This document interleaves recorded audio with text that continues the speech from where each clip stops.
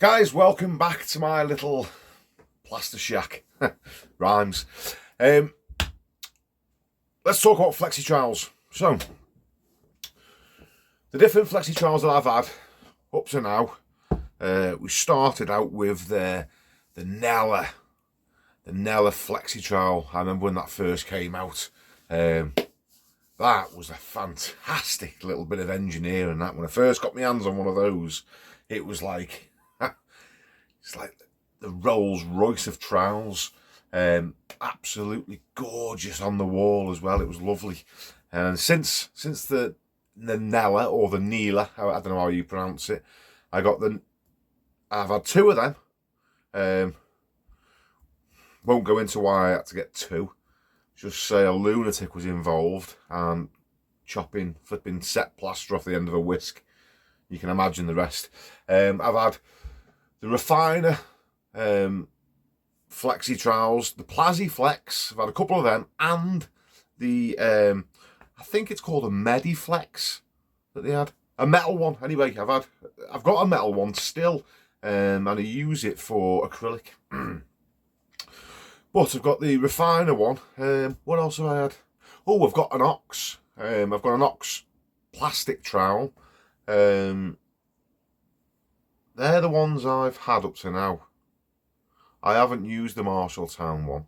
So, this video is going to be about Flexi Trowels. Because people want to know which is the best one, when's the best time to use them, and plastic or metal. They're sort of the questions that people have been asking me. So, let's dive straight in.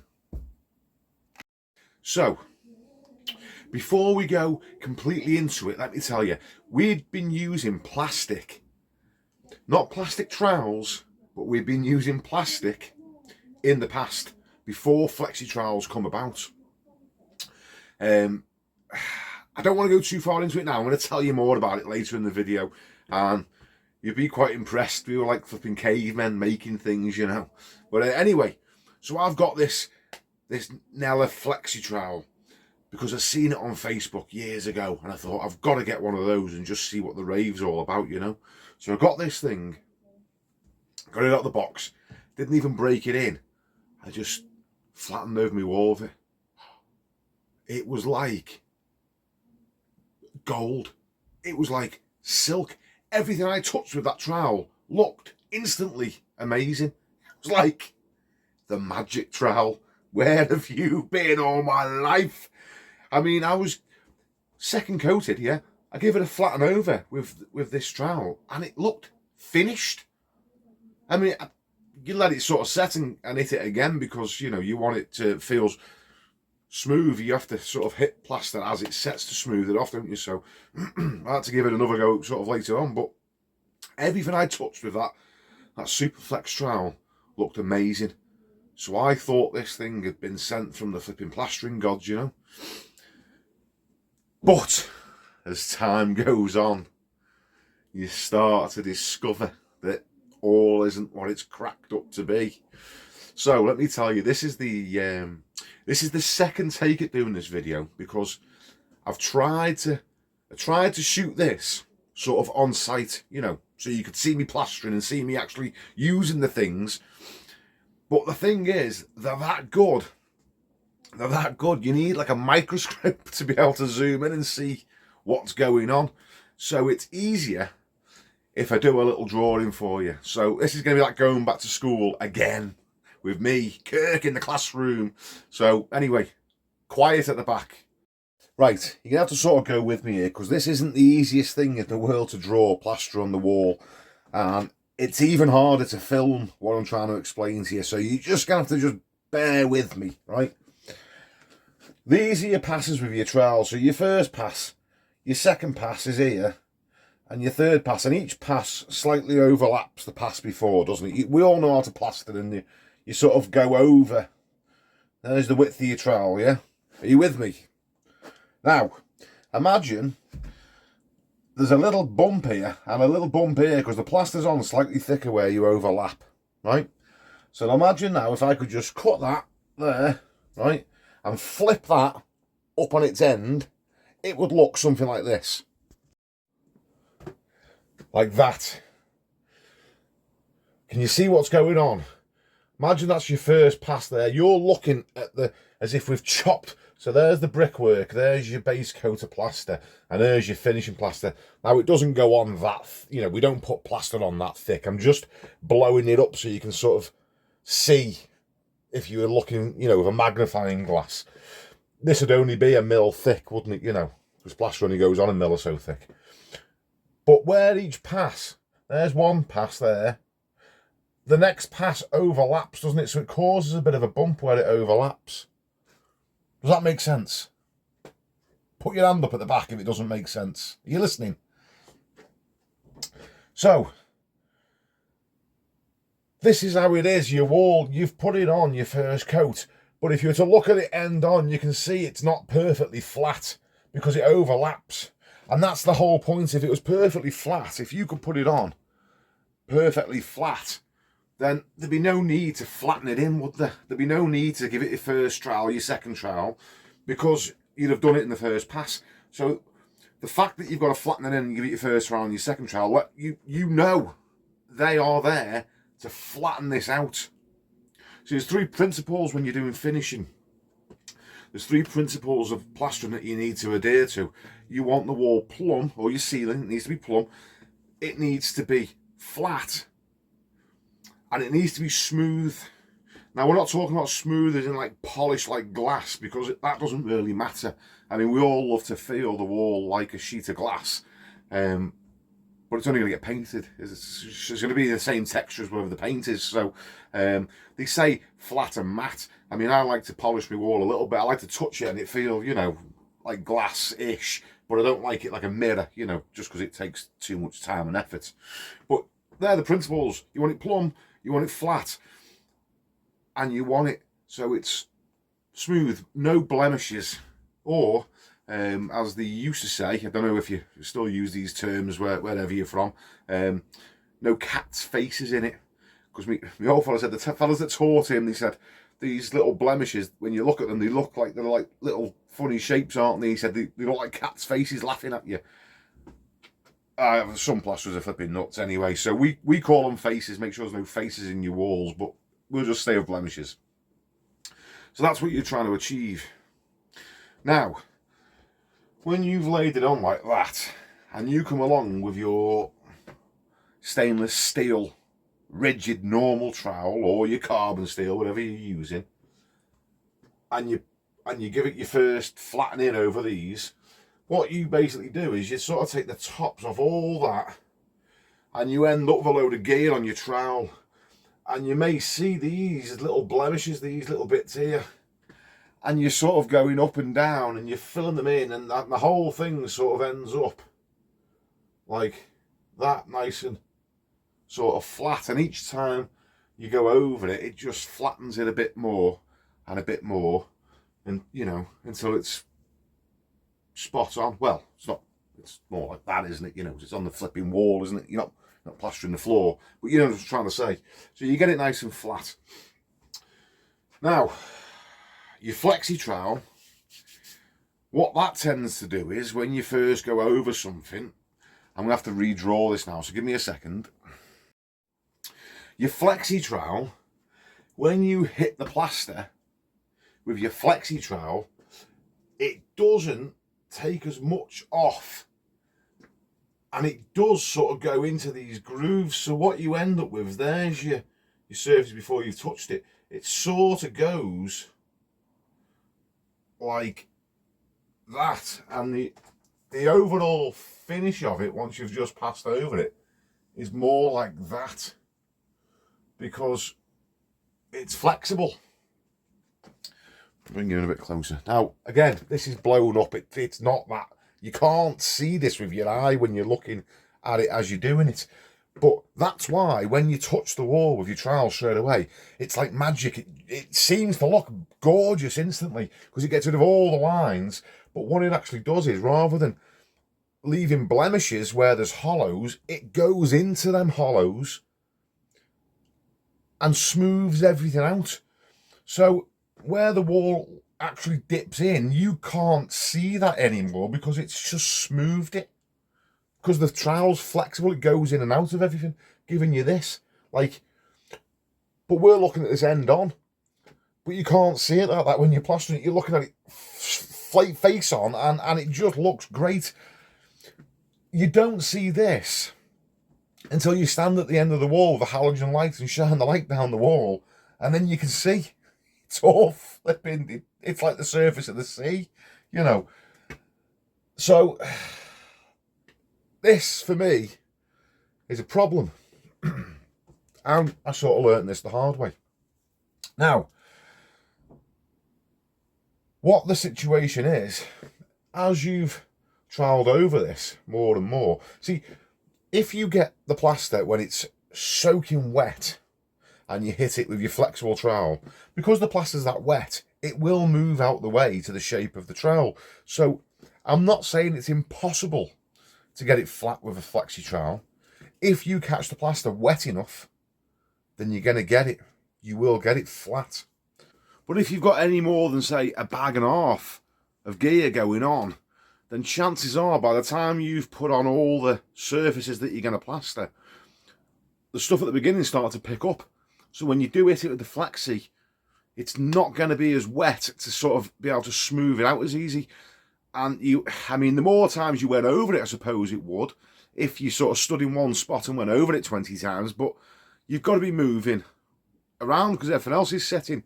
Then you could say, okay, so we're not going to use it for flattening in. We could use it further on down the line though. And you're right to an extent. If you thought that, I mean, that's what I tried to do then. We started not using it for flattening and just using it sort of like on the second trowel and the polish. But when you actually sit and think about it, the first trowel and the second trowel, when you're applying water, you're sort of bringing the fat up on the plaster and you're moving plaster around still. You're still trying to get it flat. So when you understand that principle I've just showed you there, once you sort of get that into your head, that you're trying to get it flat, and that's almost impossible with something that's flexible, especially as it starts to get more and more firm. I mean, you get your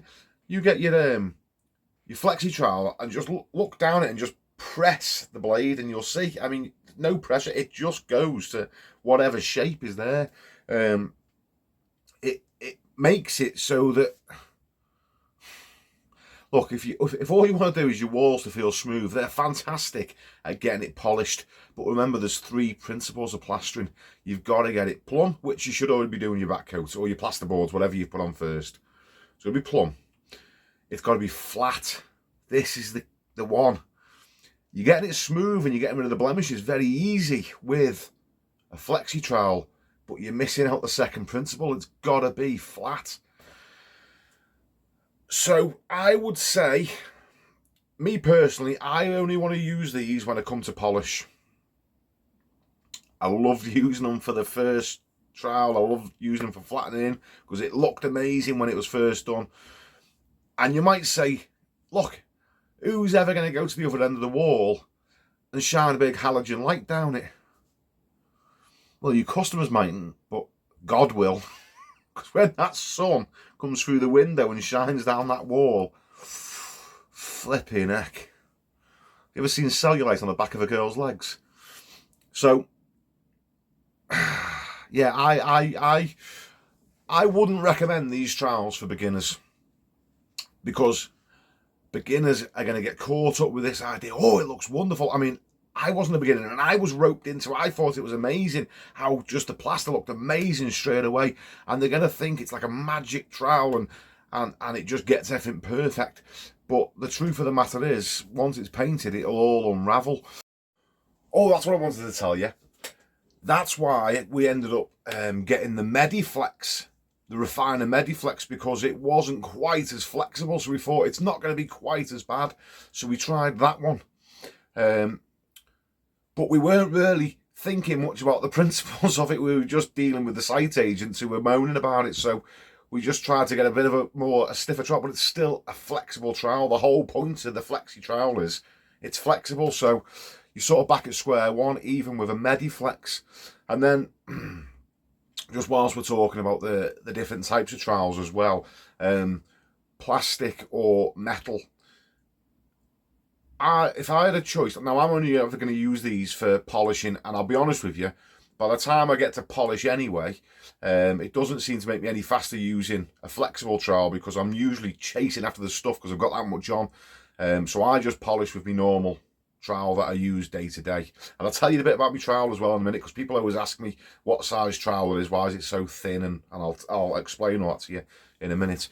But if I had to choose between plastic and metal, if I had to use one for polishing, I would use the plastic. Couple of reasons. If you use a plastic trowel and you get a nick in it, you can get it out very easy. I mean, we used to be able to just rub them on the plasterboard, give it a little bit of a rub on, maybe you know, a bit of like a curb or a mortar between the bricks, you know, on the building site. You could do that. Give it a little bit of a rub on there to take the big bit of the nick out, and then to sort of get it back smooth again, just rub it back into over the wall that you've already, you know, that's already dried out, or on a bit of plasterboard, just to strop the blade, if you will, you know, like how you do with a knife with a leather. You just sort of strop it. So I'd choose plastic, because it's easy to get nicks out of, and it doesn't bring the water to the surface. But I'm going back to it, you know, because if you hit it when it's wet, the metal seems to bring the water out, but don't hit it when it's wet. So I suppose it doesn't matter. Just, if you're a beginner, just stay away from these trowels, because there'll be more hassle than they're worth to you. I won't let my apprentice have one. I've got one that I keep in the van.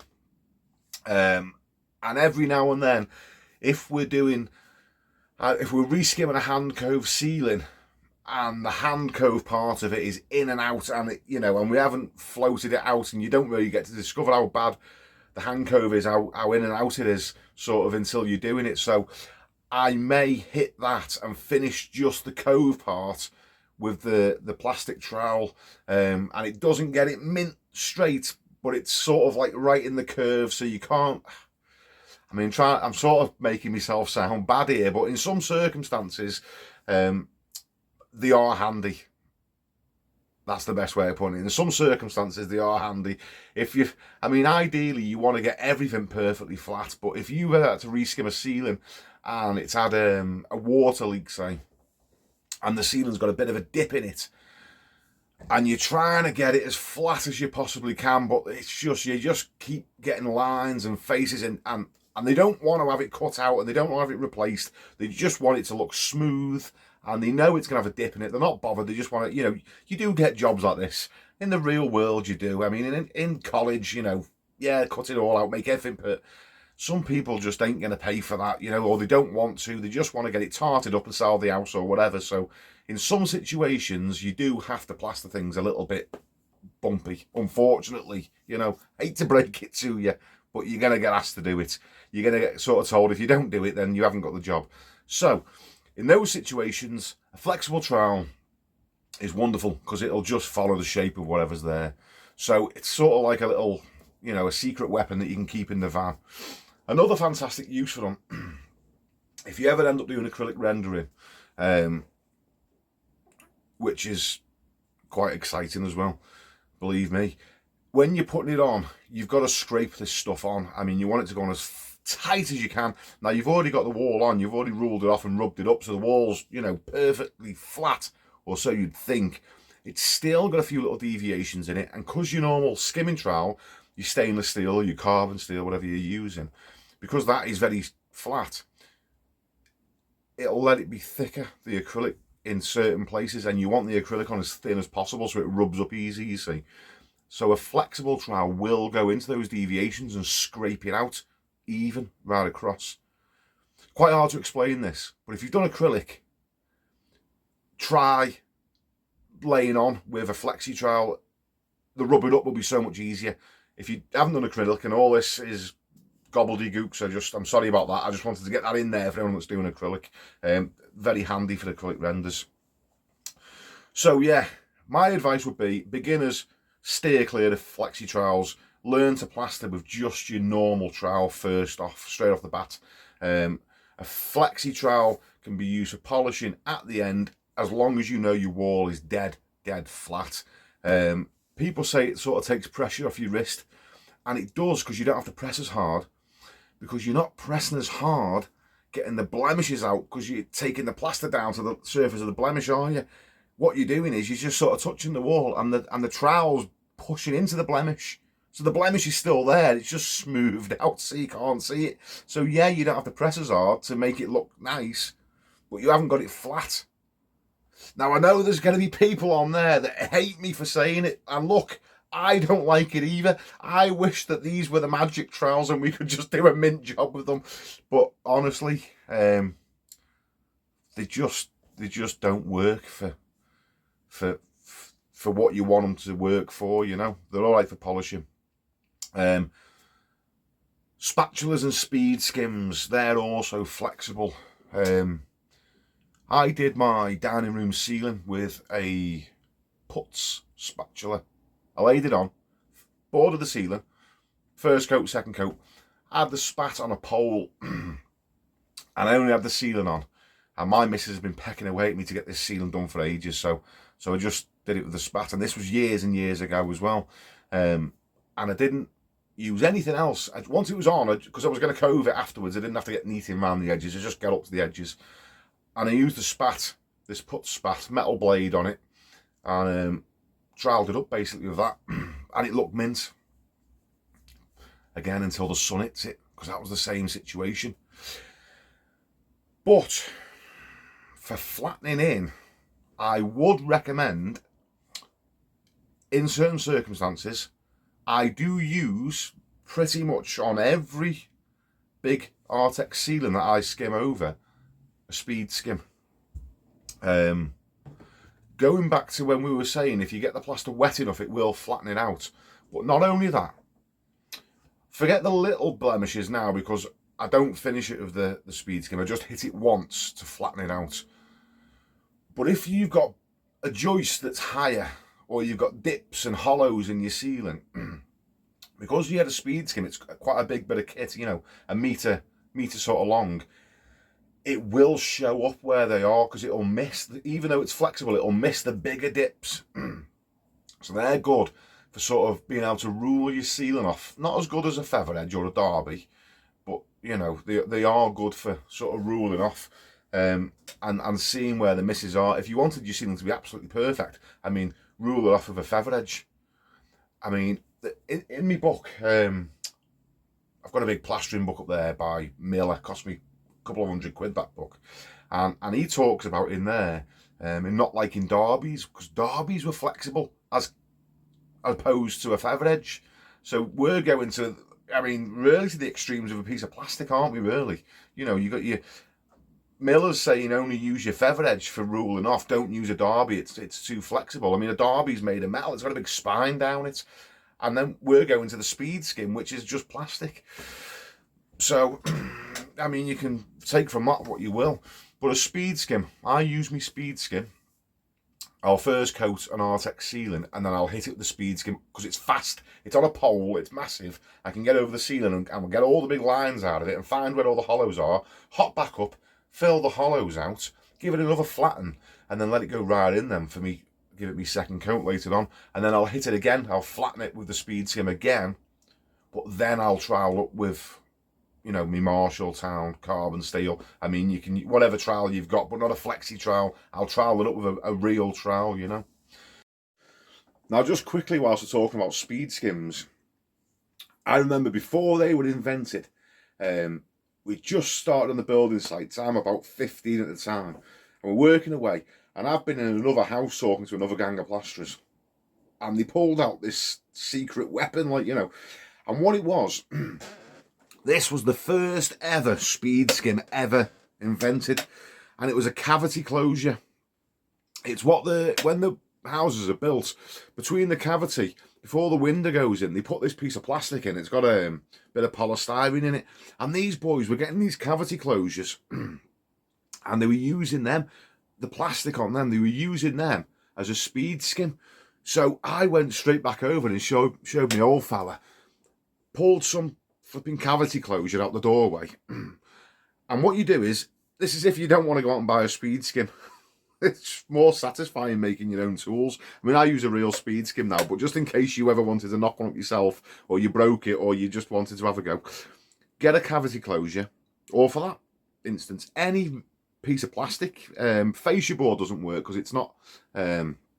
It's more like a, what's the name? Is it like a fiberglassy sort of stuff inside? It's got to be plastic, you know. But anyway, a cavity closure. Lay it out on the floor. Get some drywall screws and screw a piece of roof batten to the thick part of it. Once you've done that, get your floor scraper and take the blade off your floor scraper with a little spanner, and then put some screws through the holes into the wood, you know, into the roof batten, and then you've basically just made yourself a speed skim on a pole, round the corners off with your tin snips or a bit of sandpaper, or leave them square if you want to, if you think if you've got that much control over it, like you think you're quite snazzy with it. I showed my dad that. I just went straight back in and made one, right? I didn't tell him I'd seen the other fellas using it. I just made one at dinner time, and when we were skimming, I showed him it. I think he thought I just invented it there and then. You should have seen his face. You imagine cavemen when they first created fire, how amazed he must have been when they first got the spark. Wow, he must have thought I was like a genius or something, that I just knocked this up at dinner time. But yeah, you can use a bit of cavity closure anyway. That might save you a few quid, save you buying one. And we actually said, when he sussed out later on that everyone was using them, literally every gang in every house had one of these that they were using, all different sizes, all made from different bits of plastic. Some people were using they get the lid of a paint bucket.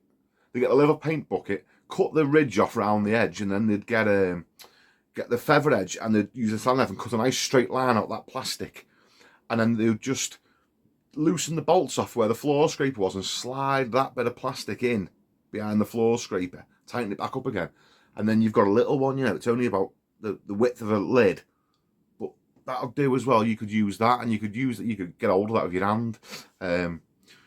Yeah, so pretty much any plastic works. And we all used to say, we should patent this. Someone should go and get a patent on this, because whoever gets the patent is going to make a few quid.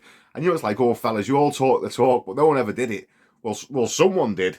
No one that I know. Someone made a few quid out of it, and that's how you've got your speed skims now. I'm sure whoever invented the speed skim knew about that, and that's why he did it, you know. And now, if you like that tip, and you want to say thanks and buy me a pint, then there's a link in the description. You can send me enough for a beer over, and it's much appreciated. Thank you. So just to make sure I've got that across to you, to recap very quickly, stay away from Flexi trowels for your flattening in your first trowel, your second trowel. You can use them for polishing if you want to, but you can just polish with a normal trowel. It doesn't really make that much of a difference. Speed skims, yeah, again, similar thing. They're flexible. The only benefit of them is the size of them. You can flatten large areas in. When I say flattening, you know, you can smooth over a large area and catch it when it's wet quite quickly, because they're wide and on a pole. So they have got some benefits, and I do use one of those, but I will never give it like that. I won't try and trowel up with it or polish with it. It's just literally to flatten in between coats if it's an Artex ceiling. Or the minute I've just, you know, second coated it, I'll just quickly give it a flatten with that, and then I'll go back to using me normal carbon steel trowel or stainless steel, whichever you want. Which brings me on to the very last point. I did say I'll tell you quickly about it, because people do ask me a lot in the comments what trowel I use. Now, I use a Marshalltown carbon steel trowel. Yes, it's got a little bit of finish on the back of it because I don't soak it. Don't need to. It's not rusty. I don't do anything to sort of look after it, but it's 14-inch trowel, and it's 4 inches wide, so it's very thin. Now, the reason I use that as opposed to a stainless steel trowel is because this is honestly the genuine reason, after plastering for 20 odd years, you've got to just find ways to keep it interesting. So I'll use a stainless steel trowel for a couple of years, and then I'll buy maybe another one, because I do get through trowels. I don't know if it's because I press quite hard on them, but they seem to lose shape after a couple of years, so I end up buying, you know, one every 2, 3, 4 years. You know, they don't normally last me more than 4 or 5 years of trowel anyway, so every 2 or 3 years I seem to buy another one. And sometimes I'll just buy another one if I'm in the shop and I see what I just fancy buying a different trowel, you know. But there's no particular reason that I use carbon steel over stainless, other than it's just nice to mix it up a little bit. But there is a reason that it's only 4-inch wide. Now, this isn't for everyone, because when you're sort of trying to get in tight places, if you're trying to get into window reveals and stuff, then the window frame can get in the way a little bit. So it is quite hard to use in certain positions. But when I was younger, I didn't do myself any favours. I wanted to get the biggest and biggest and biggest trowel, and everyone was using 18-inch trowels at the time on site. And me, being as young and stupid as I was, went and got myself a concrete finishing trowel, and it was 22 inches. It was like having a flipping snowboard. I used it for a couple of years as well. And I tell you what, you could half lash it up the walls with that. The bigger the trowel, yes, you're going to get your walls flatter. You will. And you can get a lot more gear on the trowel. But this is what I come up against. You might not ever suffer from this, but I was trying to get as many meters on the wall as I could back then, because we paid price per meter. And what happens is, if you think for every inch of your trowel, every inch it gets bigger, to get the same amount of pressure, you've got to push harder. So the smaller your trowel, the less you have to push hard. So all you fellas that want to use, you know, less pressure to save your wrists, buy shorter trowels. Use your bigger ones, say for laying on, and your smaller ones for polishing. When you've got to press hard, use a smaller trowel, because you haven't got to apply as much pressure per square inch. So that's why I dropped down to a 14-inch, because my wrist was really starting to give me some jip. Now I'm a one-trick pony. I've done plastering my whole life. This is sort of me, you know. And I'm thinking, if my wrist's starting to really, I wanted to drop the trowel. It was really hurting sometimes. So, I mean, I'm not a fanny either. I can take a bit of pain. I'm talking, this was like, even trying to pick a pint up afterwards was, I mean, that was the turning point for me, when I couldn't pick my beer up. So, and then as well, the 4-inch part there, because it was my wrist that was hurting.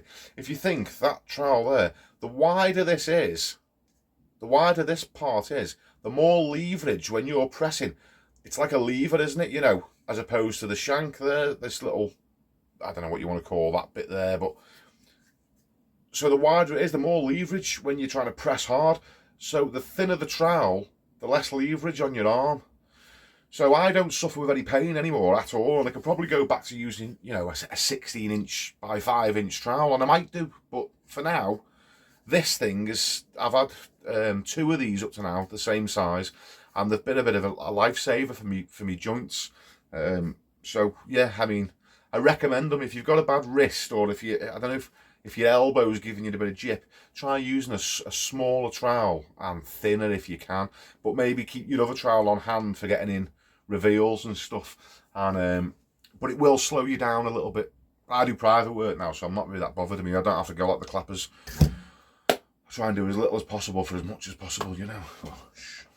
Right, guys, if you enjoyed that video, if I give you a few helpful tips, give me a thumbs up. If you think this could help someone else, if you know someone else suffering with a bad wrist, why don't you flipping share it with them? Whatever you choose to do, though, thanks for watching. I'm going for a pint. Cheers.